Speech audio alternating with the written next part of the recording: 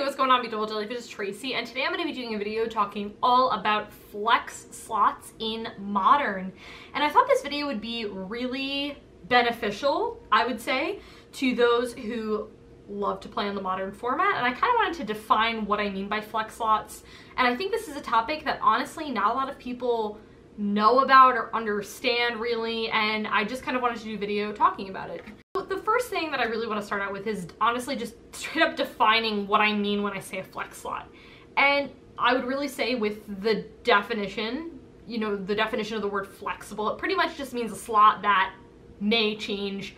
It could change a lot, it could change sometimes, but it's kind of like cards that when you think about your main 60 cards in your deck, you think there are some cards that I know I'm gonna talk about, which I'm gonna call them non-negotiables. And then we have cards that you're like, hey, like sometimes maybe I'm not really in the mood to play with this one card. I may change this card out if I go to, you know, one week I may play with this card, the next week I may play with this card. It honestly just totally depends on my mood.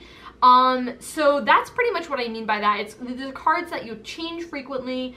They may not stay in there forever. You may play them once let me rephrase that. You may play it a couple times and you're not really impressed with it, and so you decide, hey, I'm just not a huge fan of this card. It's just cards that you know you may want to like test, and it just really depends on the weekend. One card may be strong for a particular weekend, all that kind of stuff, which we'll actually get into that point a little bit later on. So the first thing I will say is knowing what cards in your decks, cards in your deck are flex slots or cards that are non-negotiables. I want to give you an example. Now, you guys know that I'm a control player, so pretty much I had to use control for the example because that was just where my head went when I really was talking about it. So a non-negotiable Magic card I would say is a card like Snapcaster Mage. If you're paying attention to any type of control deck in the format, you're gonna see Snapcaster Mages at a variety of numbers. I don't know why anyone would run anything less than 4. That really confuses me, but that's a whole separate issue. Not talking about that in this video.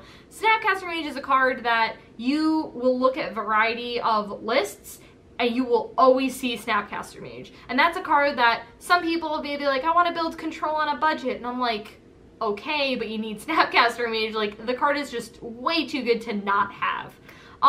A card, however, so that's a non-negotiable card, a Snapcaster Mage. However, a card that I would argue is a flex card is a card like Sphinx's Revelation. This is a card that you may see in some lists, and you may completely just be missed in a lot of lists. Especially now, not a lot of people are a huge fan of this card. I really love Sphinx's Revelation. I feel like I'm in a very unpopular boat, though, as I tend to be with a lot of my opinions. But that's a card that you may be like, hey, I'm really in the mood to run one Sphinx's Revelation. I was like merging Snapcaster Rain and Sphinx's Revelation. They work really well together, though, they do.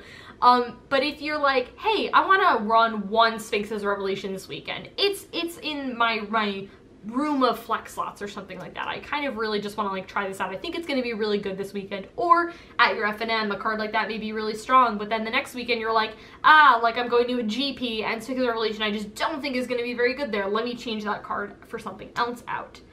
So I think it's really important to, and I tend to do this a lot of times when I'm building decks, particularly EDH decks, is I go through cards that I know for a fact I would not take out. Like, there's literally nothing in my power that like you could get me to take those cards out, and those are like my Snapcaster Mage. Like, those are the cards that I'm like, you will pry these from my Cold Dead Lifeless hands, like they're gonna be in my deck pretty much. And then the cards that I'm like, I could kind of do away with these, like, okay, those are the cards that I would identify as flex slots.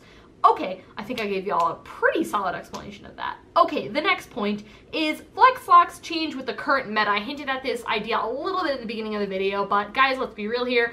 The meta changes literally every single day, every minute it feels like sometimes.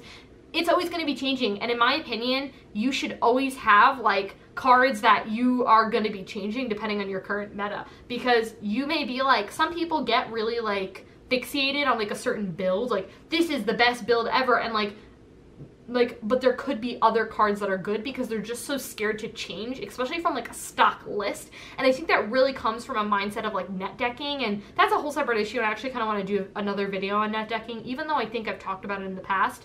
But I think it is really, really important to always be on top of the meta. And if you have like, say, 3 flex slots in your deck, and if you just are jaded, I'm not going to change those for whatever reason. It's a really negative mindset to have, and you should totally be way more open to changing those things based on the current meta. And that actually kind of segues a little bit into the fourth point, which is I would say the best places to really test out flex slots, first off, are Moto. I have heard, I don't play Moto, I'm just gonna like throw that out there, and I probably just never will, and a lot of people say that it's a really great spot, like especially if you're prepping for a big tournament, it's a really great spot to like test out like current cards. And it's really good too if you're someone who like you're playing a couple of days before a big tournament, just to get a feel for how you think the meta is going to be shaping up. Now there's a whole separate issue on that the online meta looks different from the paper meta.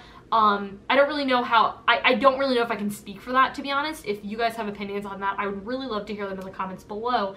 But I think testing them out at something like Moto, or if you don't play Moto, in FNM, is a much better place to test out your flex slots versus, hey, I've never played with this card before, it'll totally be fine, and I'll just bring it to like the Pro Tour or like a GP, like, I don't know, like there's where you want to bring your ultimate A game. It's probably not a place where you're like really thinking of like, okay, cool, like how are these cards going to work? Now, I think you do kind of run into an issue there, though. Sometimes if you're testing a current card, it could just, you bring it to a GP and it's just not the right weekend for it. And your predictions and how you thought the card was going to work, those totally happen, and I totally get that. But I think you want to do your best to have the best judge of what those flex slots want to look like for your big tournament.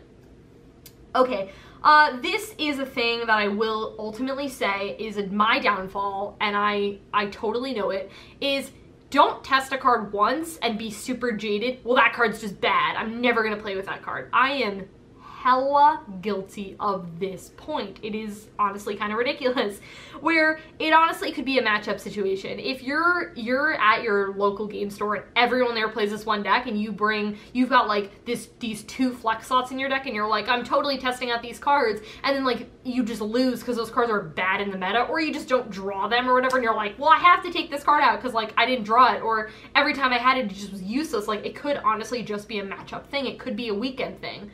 And that actually goes into, I was gonna do another point, but I guess I'll do this point because it segues into what I just said, is having multiple cards on hand to change.